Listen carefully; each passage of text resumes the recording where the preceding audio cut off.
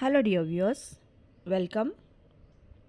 Once again, I'm with you with a new presentation on a poem, a very well known poem written by Robert Frost, Mending Wall. Myself, Professor Meshramkar S.P, Assistant Professor in Department of English, J.A.T, Arts, Science and Commerce College for Women, Malegaon. Dear viewers, the topic of my presentation is a well known poem written by Robert Frost, Mending Wall. First, we'll focus on the life of Frost. He was born on 18th March 1874 at San Francisco. He died on 29th January 1963 at the age of 88 at Boston in United States. By profession, he was a poet and playwright. He got several awards, several prizes, but the most notable is Pulitzer Prize, which he got for poetry 4 times. Mending Wall. Mending Wall is a dramatic narrative poem by Robert Frost. The poem was published in 1914. It appeared in Frost's book of poems, North of Boston. The poem is set in rural area of New England. It revolves around the two neighbors and the wall which separates their farms. These two neighbors meet each other during every spring season to mend the stone wall. The act of mending or repairing the wall every year becomes a ritual. So the speaker sees it as something which is unnecessary. Dear viewers, here the wall is used as a metaphor to explore the theme of tradition and individualism. The word wall symbolizes the barriers that people construct between themselves and others. These barriers are emotional and mental barriers. These barriers are vital for maintaining harmony and peace. But on the other hand, these barriers create boundary and it can lead to isolation. Now I'll focus on the poem.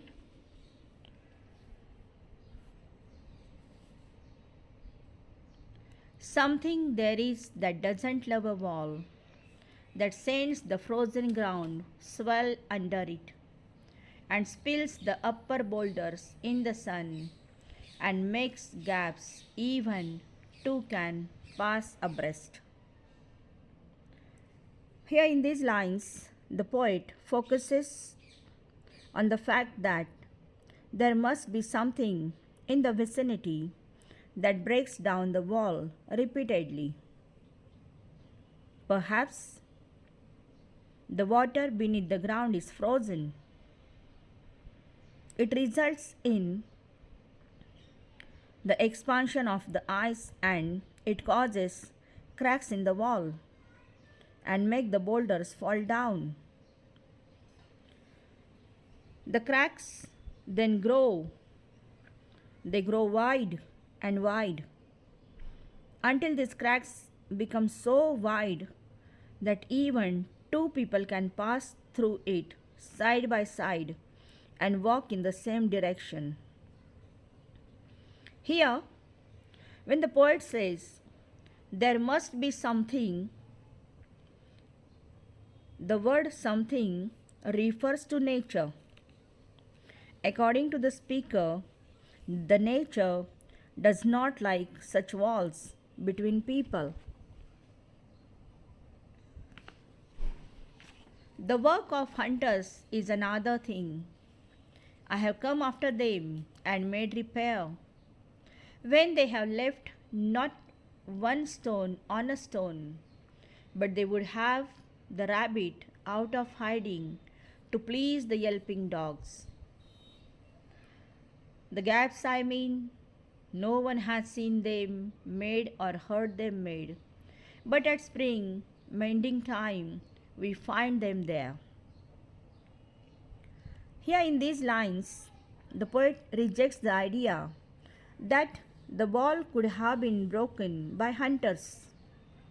He says that he himself has made the repairs after the hunters have damaged it, or maybe possible they have not rearranged the stones as they want to allow their rabbits to come out of their holes for their dogs to catch. Whatever it may be, but the poet says that it was not the work done by those hunters. The gaps that have now appeared on the wall have been made by something unseen and unheard. I let my neighbor know beyond the hill, and on a day we meet to walk the line and set the wall between us once again. We keep the wall between us as we go. In these lines, the poet says that the wall is between two lands separated by a hill. The farmer on the other side of the hill is informed about the whole. A day is fixed on which they both meet and walk along the wall. They both means the speaker and the neighbor. These two people survey the damage on their sides. The speaker and the neighbor notice the boulders which have fallen to either side.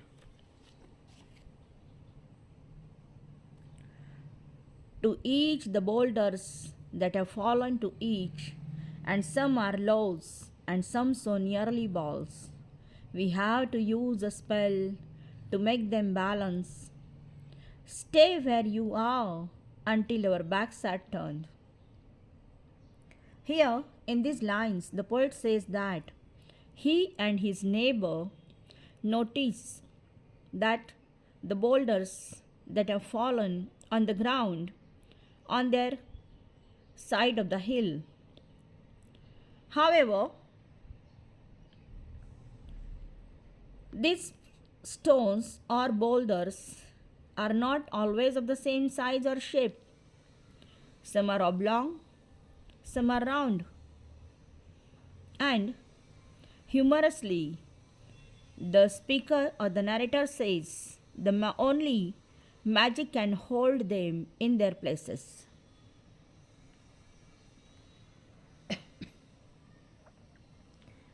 We wear our fingers rough with handling them on just another kind of outdoor game.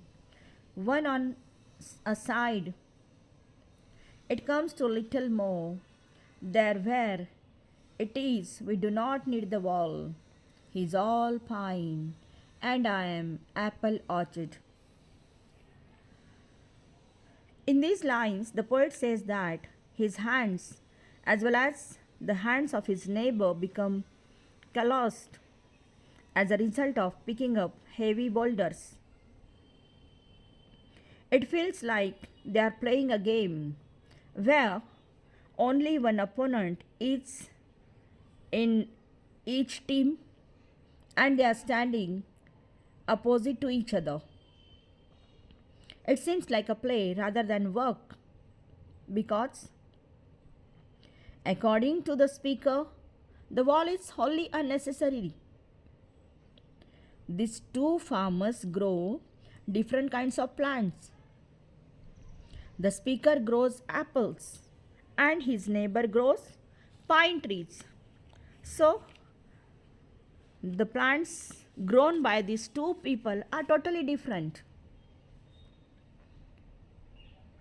Now, what the poet says in the next lines: my apple trees will never get across to eat the cones under his pines, I tell him. He only says, good fences make good neighbors. Spring is a mischief in me, and I wonder if I could put a notion in his head. In these lines, the poet says that he has tried to tell his neighbor that his apple trees will never encroach upon his pines. But the neighbor remains unconvinced. His logic in putting up the wall is that all good neighbors are separated by strong fences. So, he says that good fences make good neighbors. In the springtime, the poet feels mischievous. He tries to convince his neighbor to agree with him in another way. He tries to remove the notion of mending the wall or creating that wall between their farms, but he fails. Why do they make good neighbors? Isn't it? Where there are cows, but there are no cows. Before I built a wall, I would ask to know what I was walling in or walling out, and to whom I was like to give offense. In these lines, the poet asks his neighbor, why good fences make good neighbors? Fences often sprout some greenery on them, and this greenery attracts cows.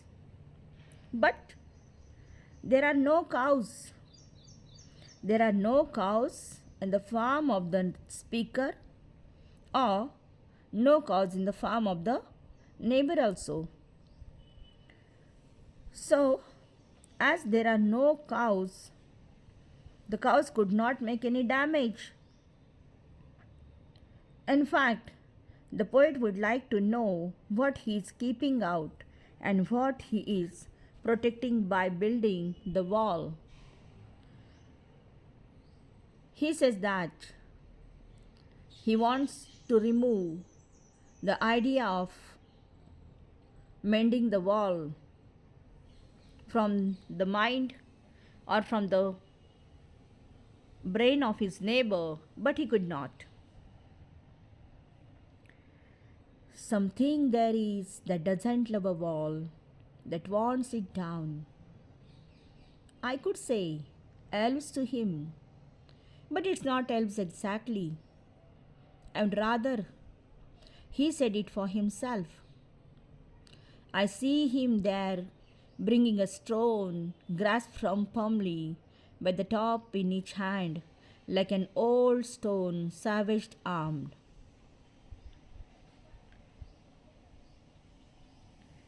He moves in darkness, as it seems to me, not of woods only and the shades of trees. In these lines, the poet again speculates that the wall could have been pulled down by elves or something supernatural. Again, he says the same thing, that there is something which does not like wall. He doesn't want to tell his serious neighbor about those elves. He could say that there may be elves who do not like wall, but the neighbor is adamant.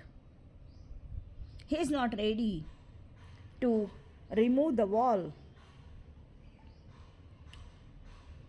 He hopes that, the speaker hopes that the neighbor would come to same conclusion as made by himself, but the neighbor is firm. He works to rebuild the wall, and the poet feels that he resembles an uncouth and uncivilized inhabitant of the Stone Age. The weapons of these uncivilized inhabitants were rocks, boulders, stones, and now the neighbor, though he is civilized man, even today his weapons are those stones, those boulders. The poet suggests that the neighbor has some kind of kinship, some kind of relation with darkness. He says that the darkness is caused by shade of trees in the forest, and the neighbor cannot disagree with his fathers and forefathers, and therefore he is adamant. He repeatedly says that good fences make good neighbors. We'll see these lines. He will not go behind his father's saying, and he likes having thought of it so well. He says again, good fences make good neighbors. Good fences make good neighbors. Dear viewers, this poem is set at the site of the stone wall between the farms of two hardworking men from New England. One of them might be the poet himself. The other one might be his neighbor. Here, they talk about rebuilding the wall as the wall is damaged. This wall is metaphor for societal boundaries. The breaking of the wall symbolizes change, and mending the wall symbolizes refusal to accept the change. The speaker or the poet is ready to accept the change. On the contrary, his neighbor is not ready, or he refuses to accept the change. So, this is the well-known poem Mending Wall, written by Robert Frost. Thank you for watching. Thank you.